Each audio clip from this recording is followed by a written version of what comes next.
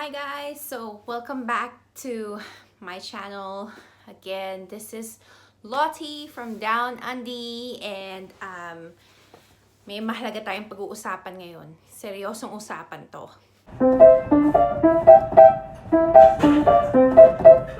Bulaga!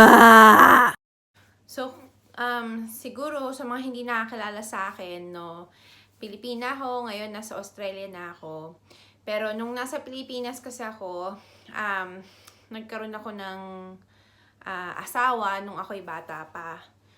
So, naghiwalay kami kasi eventually, nung 2008, umalis na lang siya bigla, tapos meron ng sinamahang ibang babae, tapos doon na siya sumama, hindi na siya bumalik sa amin. So, marami kasing, alam mo yun, may problema ako, may problema rin siya, mga bata pa kami. So, hindi namin alam kung ano yung ginagawa namin. Eventually, dahil nga dun sa mga pangyayaring nangyari, hindi nag-work out yung marriage. At iniwan niya ako ng mag-alaga para sa anak namin. And nagdesisyon yung parents ko na talagang nagpapasalamat ako na tinulungan nila ako para maayos yung annulment ng kasal namin. So, dito sa video na to, i-share ko sa inyo yung experience ko. Disclaimer lang, hindi ako abogada. Wala akong law practice or license or whatsoever. I-share ko lang yung experience ko sa inyo. At kung gaano katagal, kung magkano, at kung ano yung mga prosesong pinagdaanan ko. So, hopefully, may matutunan kayo. Kung may questions kayo, i-leave nyo lang yung comment nyo dun sa comment section. Bago tayo magsimula, i-differentiate ko lang kung ano yung kaibahan ng divorce versus annulment.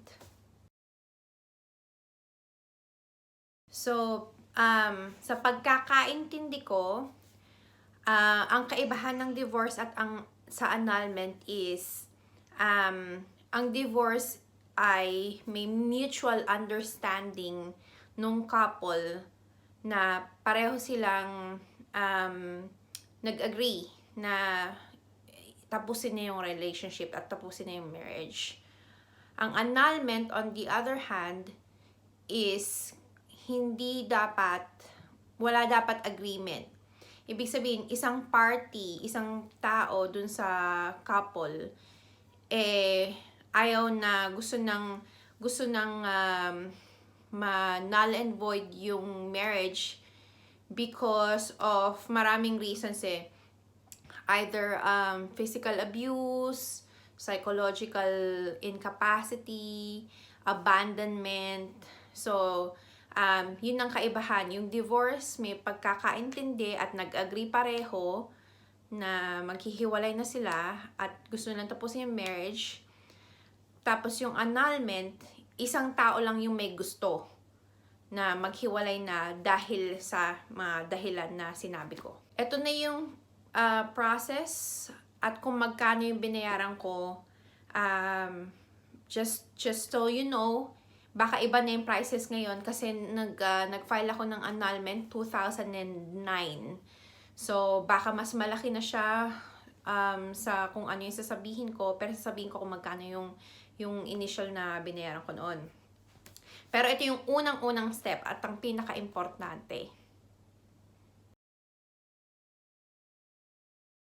Ang pinaka-unang step is pag napagdesisyonan mo na gusto mo na talagang i-file yung annulment, kailangan mo nang maghanap ng abogado. So, ang abogado, syempre, ang mag-file ng lahat, gagawa ng dokumento, gagawa ng petition, siya yung haharap sa korte para sa'yo.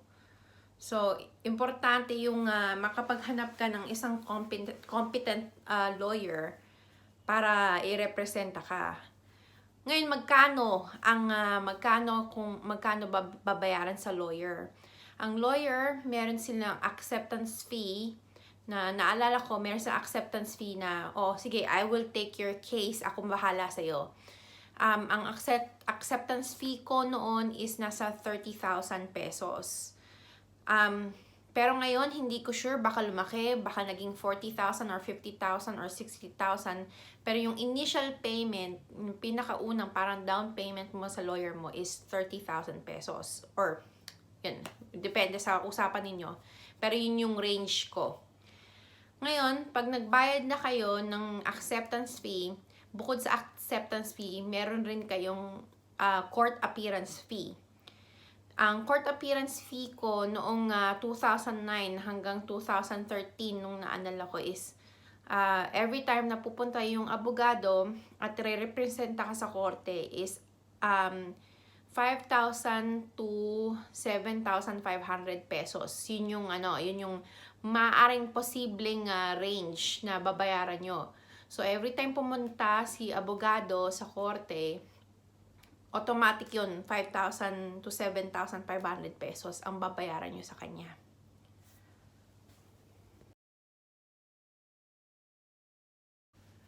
Ngayon, pag natapos nyo na maghanap ng lawyer, usually, ang reason or cause ng annulment na lagi sinasuggest, sa tingin ko, pinaka-popular na is psychological incapacity. At dahil psychological incapacity, ibig sabihin nun, kailangan mo na ng psychologist. Ngayon, merong mga lawyer na meron silang partner na psychologist na kapag meron akong annulment case, pwede ikaw yung maging psychologist ko. So, kung may kakilalang lawyer mo ng psychologist, kunin mo na yun. Kung wala, kailangan mo maghanap ng psychologist. Ngayon, magkano yung psychologist? Ang psychologist, naalala ko noon, binayaran ko sa kanya is 40,000 pesos. So, 40,000 pesos ang acceptance fee ng psychologist. Ngayon, bukod sa psychologist, kailangan mo rin magbayad ng psychological examination na i-discuss ko pagkatapos. Tapos, kailangan rin yun ng court appearance. Yung court appearance, isang beses lang naman pupunta sa korte si psychologist. Ang court appearance, ang naaalala ko noon is nasa 10,000 piso yata. Nakalimutan ko na. Pero sa tingin ko yun yung binayaran ko. Between 7,500 to 10,000 pesos. Dahil nga isang beses lang naman siya mag-a-appear. Yun yung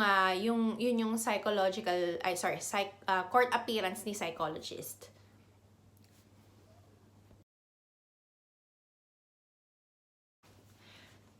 Okay, so nakahanap ka ng lawyer, nakahanap ka na rin ng psychologist. Anong susunod? Susunod is, kailangan mo mag-take ng psychological examination or psychological analysis. Yung psychological analysis na yun is magiging evidence para maging concrete yung dahilan kung bakit dapat kayo maghiwalay. Unfortunately, dahil bata pa ako noon, medyo selfish, ganyan, meron akong tinatawag nilang borderline personality disorder, which is naintindihan ko when I look back at it, talagang meron nga akong psychological disorder. Pero yung examination fee na yun, yung psychological evaluation na yun, nagkakahalaga siya, naalala ko, binayaran ko siya at 10,000 pesos. Ngayon, make sure na babasahin niyo yung psychological analysis. Kasi ang natatandaan ko noon, dahil nga, alam mo yun, ang dami na sigurong pumunta kay psychologist ng mga kliyente. Minsan na babago-bago yung pangalan. Minsan ginaka-copy and paste lang nila. So, kunwari, may analysis na, eto si Charlotte sa tingin ko may psychological incapacity. Katulad nung isang kong kliyente na dumating nung isang araw. So, kung ano may evaluation niya dun sa kabilang tao, minsan kinaka-copy and paste niya lang dun sa psychological analysis mo. Kaya siguraduhin nyo na pumunta ka sa bahay ng lawyer nyo kapag naibigay na yung psychological evaluation. Tapos, i-review nyo yung psychological analysis. Siguro mga 3 beses ako nagpabalik-balik to make sure na lahat ng nandun is accurate. Pangalan ko, pangalan ng mga involved, pangalan ng ex ko, alam yun. Tapos yung series of events din, syempre, yung mga check mo rin yung dates, alam mo yun. So, yun ang comment ko, according to my experience. Ngayon, of course, you will also have a meeting with your lawyer after niyang tanggapin yung acceptance fee mo. Kakausapin mo siya ngayon tungkol sa series of events. Ito na yung prepare niya lahat ng documents at lahat yung mga nasa documents na yun is to say na ito yung pangalan, ito yung dates, ito nangyari, ito yung psychological evaluation. Nakalimutan ko ng tawag nila doon, pero parang Exhibit A, Exhibit B, ganon. Yung tawag sa mga documents na yon. Ang gagawin ngayon ni lawyer, pupunta siya sa korte to file a petition na nagsasampa ka ng annulment case. So, this is not a criminal case. This is just, kalimutan ko, civil case? Civil case. So, kung yung ex ko kasi medyo aning-aning eh. Kasi nung nag-file ako ng annulment case, akala niya papakulong ko siya. Hindi ko siya papakulong. Natatawa lang ako, pero yun yung yung nangyari. So, magsisimula na ang annulment process ninyo. Pero, a few reminders or a few heads up, no? Pag nag-file ka ng annulment or nag-file si lawyer ng petition, yung annulment case mo is mapupunta sa pinakamalapit na courthouse kung saan ka kinasal. So, kunwari, kinasal ka sa Quezon City, anong pinakamalapit na courthouse sa barangay mo? Yun yung magiging doon ka palagi pupunta pag itatry ang case mo. Ngayon, another reminder or heads up, sorry, not reminder, no? Another heads up, draw lots yung cases. So, kung sino yung nakabunot sa sa case mo, siya yung magiging judge or na magta-try sa kaso. Another thing is dapat palaging present si fiscal tsaka si judge sa trials mo. Kasi kung wala si judge at wala si fiscal, alam mo yun, move ang kaso, alam mo yun, i-move ang date kung kailan yung pre-trial at kung kailan yung Pero naalala ko, yung pre-trial ko noon, hindi ako nagpunta sa stand, nandun lang ako to supportahan kami ng lawyer ko. Bale, basically, ang naalala ko lang noon is, sinubmit niya yung mga documents.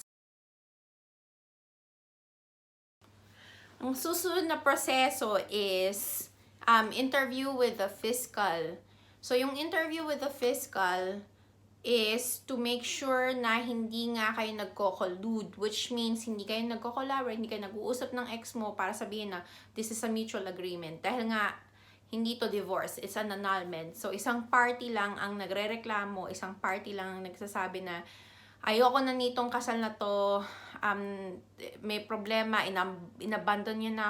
In my case, inabandon niya na ako. So, anong gagawin ko? I cannot move on with my life. Kung hahayaan ko lang na kasal ako. What if there's someone else much better na na magkakagusto magmamahal sa akin, 'di ba? So, yun ang check ni fiscal na magkakabalikan pa ba kayo? Sigurado ka na ba na na gusto mong ituloy tong annulment na to? Sigurado bang walang collusion? Hindi kayo nag-uusap? Kailan mo huling nakita? Ngayon, after yung interview nyo kay fiscal, eto na ang trial. So, yung trial is yung oras na nandun dapat yung mga witnesses mo, which is isa sa mga kaibigan mo na nakita yung na-witness sa kasal ninyo, na nakita na nag-aaway kayo palagi, alam niyo yun. Or kung may problema, nandun siya na nakikita niya na kung anong nangyari sa inyong dalawa. Tapos yung pangalawang witness mo is yung psychologist mo. At usually yung third witness is yung ikaw. Ikaw yung third witness. So, ito na yung time na bibigyan mo si psychologist ng appearance fee niya. Tapos, syempre, magbabayad ka rin kay attorney. Ang naaalala ko noon, nung nagkaroon kami ng trial, nandun si psychologist, sinabi niya kung bakit ito yung rason, bakit dapat matuloy yung annulment. Tapos, after ng psychologist, pinapunta doon yung pinaupo yung witness, yung isa sa mga kaibigan ko, and then pinaano rin ako sa stand. They asked me to take the stand. Tapos yun, nanumpa ako na alam mo, nakahawak, tapos nakasumpa, ganyan. So ayun, tapos tatanungin ko ng questions na bakit ganito, bakit ba kayo naghiwalay, bakit ba kayo anong ginawa mo, baka ikaw may problema, anong ginawa niya, bakit siya may problema. So, alam mo yun, ako naman, aamin naman ako, may problema talaga ako nung oras na yun. Tapos siya rin, may problema rin. So, hindi talaga siya mag-work. After ng trial, eto na yung decision. Ang natatandaan ko noon, hindi na ako pumunta sa court for the decision. Usually, bibigyan kayo ng notification na aayusin na yung decision. Nakalimutan ko na ilang araw, usually 15 days daw.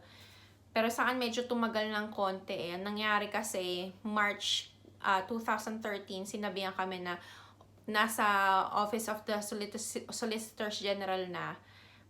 Pero dumating sa akin yung order of the decision, or order to finalize the decision ng July 17, 2013. So, July 17, 2013, na-grant yung annulment ko sa grounds ng psychological incapacity. And last but not the least, kailangan yung ipa-annotate sa ngayong PSA na or sa census noong mga oras na yun, kukunin ni lawyer yung finality of judgment. Usually kasi kapag lumabas na yung judge's decision na nag-grant yung annulment, hihintayin nila yung ang naalala ko noon 60 or 90 days to see kung aapila yung kabilang party, yung ex mo. Usually, hindi sila umaapila kasi syempre, gusto rin naman nila yun, di ba? So, after 60 to 90 days, magiging final na yung decision,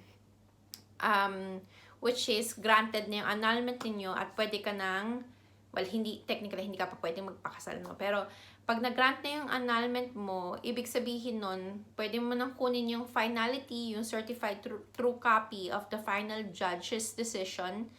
Tapos, ibibigay yun ng attorney mo sa local civil registry ng city kung nasan ka. Ngayon, sila yung magta-transmit nun from the local civil registry to sa PSA. Ang naalala ko sa kung anong nangyari sa amin is pagkakuha nung papeles ng certified true copy nung finality, punta kami sa local civil registry, may binigay silang isa pang papel, or may bibigay silang isang papel, tapos pupunta ka lang sa PSA, and within 2 weeks, makakuha ka na ng marriage certificate na nakasulat sa gilid na nulled and void. Which means, yay! Annulled ka na. You're free to go. So, yan, girl. Pwede ka na uli magpakasal ulit. Or boy, pwede ka na magpakasal ulit. So, just to let you know, may bayad yun. May bayad yung processing fee na yun lahat. Yung annotation. Ang hinihingi sa akin ng lawyer noon is 14,000 pesos, which I think is a bit ridiculous. Pero, realistically, ang babayaran lang ng lawyer mo is 40 pesos para makuha yung finality of judgment, yung certified true copy nun. Tapos, around 1,000 pesos para ma-transmit ni local civil registry yung papeles, yung finality sa PSA. So, kapag humingi si lawyer ng sobrang pagkalaki-laki, ewan ko, mga ate, kuya, mag-isip kayo, bigyan nyo lang siya ng mga 5 or 6,000, okay na yun. Okay na yun. Maayos yun within 1 day. Kung kailangan niya bumalik the next day, bigyan nyo, sige, 500 pesos o 555, pwede na yun. Pero yun, pag nakuha nyo na nga yung papel ng nagsalita na, or nagsasabi na null and void, yun natin.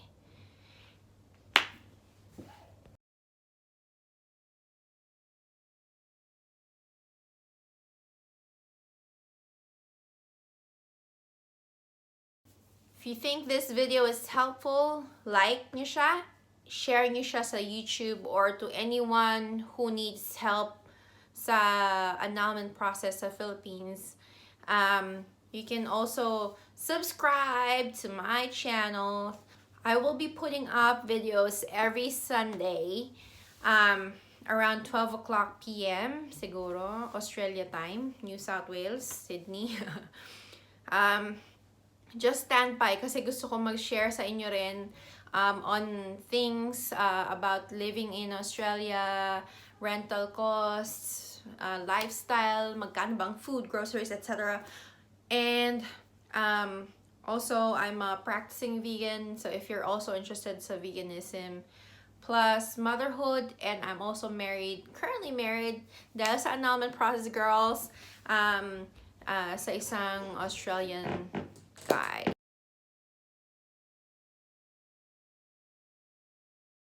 Hello ka. Bye-bye ka na. Bye! Thank you for watching. Bye!